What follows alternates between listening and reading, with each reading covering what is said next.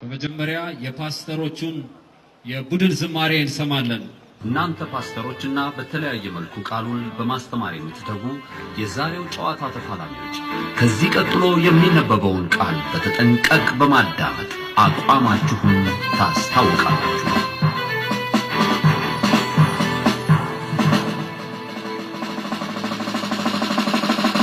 ባጠገብሽ በቀኝህም 10,000 ይወድቃሉ፣ ወደ አንተ ግን አይቀርቡም።